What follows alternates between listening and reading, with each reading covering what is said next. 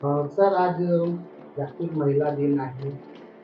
काय संदेश राहणार सर आज? जागतिक महिला दिनाच्या आमच्या सर्व महाराष्ट्रातील तमाम जनतेला मनापासून या ठिकाणी खूप खूप शुभेच्छा. जागतिक महिला दिनाच्या निमित्तानं आज महिला सर्व क्षेत्रामध्ये अग्रेसर आपल्याला या ठिकाणी दिसून राहिलेली आहे. 10वीचा निकाल असो, 12वीचा निकाल असो, आपल्या मुली सर्वात अग्रेसर त्या ठिकाणी आहे. मग क्रीडा क्षेत्रामध्ये असो, शैक्षणिक क्षेत्रामध्ये असो, की बाकी क्षेत्रामध्ये असो, प्रत्येक क्षेत्रात महिलांनी भरारी घेतलेली आहे. आणि आमच्यासारख्या पुरुष मंडळींनी सुद्धा महिलांच्या पाठीमागे खंबीरपणे उभं झालं पाहिजे. त्यांना प्रोत्साहन दिलं पाहिजे आणि निश्चितपणे आज महिला सर्व क्षेत्रामध्ये अग्रेसर झाल्या. सर आताच महाराष्ट्रातलं अर्थसंकल्प झालेला आहे. माननीय मुख्यमंत्री साहेबांचं म्हणणं आहे, की आम्ही शेतकऱ्यांचे 2 लाख रुपये कर्ज माफ करू. याकडे आपण कसं बघता? नाही तर काय शेतकऱ्याचं कर्जमाफी जेव्हा मागच्या वेळेस मुख्यमंत्री देवेंद्र फडणवीस साहेब होते तेव्हा सुद्धा कर्जमाफी दिली होती. अजूनही ग्रीन याद्या अजूनही कर्जमाफीच्या पेक्षा वंचित आहे. कोणत्याही प्रकारची कर्जमाफी आता सांगितलं त्यांनी प्रोत्साहनपर जे शेतकरी ज्यांनी कर्ज भरलं त्यांना 50,000 रुपये प्रोत्साहनपर आम्ही देऊ. अरे मागचेच पैसे तुम्ही अजून दिले नाही तर आताचे पैसे कधी देणार आहे? ही सर्व भूलथापा आहे. त्याच्यातल्या अटी अजून त्यांनी सांगितलेल्या नाही. मला सांगा की माझ्या वडिलावर समजा 2-3 लाख 4 लाख रुपये कर्ज होतं. 2 लाख रुपये जरी कर्ज होतं, माझे वडील वारले. आता त्याचे वारस आम्ही तिघं आहोत. आम्ही 3 वारस याच्यामध्ये काही तरतूद राहत नाही की वारसाला त्या कर्जमाफीचा फायदा मिळाला. माझे वडील तर वारले, ते कायमस्वरूपी असं पुढं पुढं पुढं पुढं चालत राहील. तर याच्यामध्ये सुद्धा कुठंतरी तोडगा निघाला पाहिजे की जो व्यक्ती मयत झालेला आहे त्याच्या नावानं जुनं 2 लाख रुपयाचं कर्ज आहे त्याला माफी करण्यासाठी त्या ॲपमध्ये जाण्यासाठी काहीतरी त्याच्यामध्ये ऑप्शन निर्माण करायला पाहिजे. ते काही राहत नाही. त्याच्यामुळं या कर्जमाफीचं फक्त हे घोषणा आहे. कर्जमाफीचा फायदा प्रत्यक्ष शेतकऱ्यांना काही नाही. मागच्या जानेवारी महिन्यात तुम्हाला सांगतो यवतमाळ जिल्ह्यामध्ये 23 आत्महत्या झाल्या. 23 एका महिन्यात 23 आत्महत्या आणि त्या आत्महत्या ज्या झाल्या त्या 55 वर्षाच्या आतील सर्व शेतकरी बांधवाचे झालेल्या आहेत. एवढी दयनीय अवस्था झालेली आहे शेतकऱ्याची. कुठं कुठं काय कर्जमाफी हे ते फक्त आता हे भूलथापा देऊन लोकांना थोडासा काहीतरी दिलासा दाखवण्याचा प्रयत्न आहे. परंतु मला वाटत नाही प्रत्यक्षात शेतकरी या ठिकाणी खऱ्या अर्थानं खुश आहे. शेतकरी प्रधान देश आहे असं आपण म्हणतो. हे कृषीप्रधान देश कृषीप्रधान देश आहे असं आपण म्हणतो. पण काय कृषीला कुठं काही किंमत राहिलेली नाही. सर्वसामान्य शेतकरी तळास गेलेला आहे. सर्वसामान्य लोकाला न्याय नाही. आता हा देश कृषीप्रधान देश राहिला नाही. हा पुढारी प्रधान देश झालेला आहे. हा अधिकारी प्रधान देश झालेला आहे.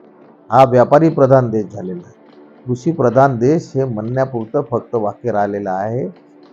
प्रत्यक्षात कृषी क्षेत्रात कोणती भरीव वाढीव तरतूद नाही. प्रत्यक्षात विमा लोकांना मिळत नाही.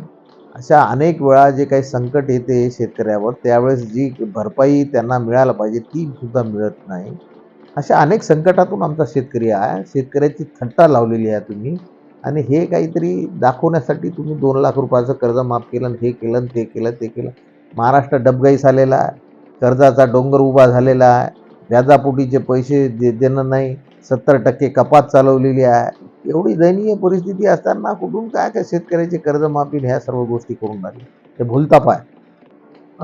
सर आपण राज्यपालांना पत्र लिहिलेलं आहे मराठा आरक्षणाबद्दल. हां. तर काय वाटतं सर आपल्याला, की मराठा आरक्षण लवकरात लवकर होईल? नाही त्या मराठा आरक्षणाबद्दल तर मी काही जास्त अभ्यास केलेला नाही आणि त्याच्या बद्दल मी पूर्ण अभ्यास करूनच मागच्या वेळेस सुद्धा मराठा आरक्षण देण्याच्या संदर्भात सरकारचा निर्णय, सरकारच्या गोष्टी, सर्व गोष्टी हे फार क्लिष्ट प्रकरण झालेलं आहे आणि या क्लिष्ट प्रकरणात मी काही त्या बाबतीत काही तर आपल्या यवतमाळ जिल्ह्याला कॉटन म्हणून नाव दिलेलं आहे, कॉटन जिल्हा म्हणून. अ, केंद्र सरकारने अमेरिकेवरून कॉटन मागवलं. भारतातल्या शेतकऱ्यांचा कॉटन हा खूप स्वस्त दरामध्ये घेण्यात येत आहे. त्याकडे आपण आज CCIची खरेदी सुरू आहे. CCIची खरेदी यांनी बंद केली होती. या CCIची खरेदी चालू करण्यासाठी डेट वाढवून घेण्यासाठी आम्ही जंग पछाडली. CCIशी बोललो, मंत्र्याशी बोललो, मुख्यमंत्र्याशी बोलणं झालं तेव्हा कुठं काही थोडीफार देठ वाढलेली आहे. आज लोकांचा घरात कापूस आहे. कापसाच्या किमती कमी झालेल्या आहे. CCI सेंटर जर बंद झाले तर कापसाचे रेट अजून डाऊन या ठिकाणी होणार आहे.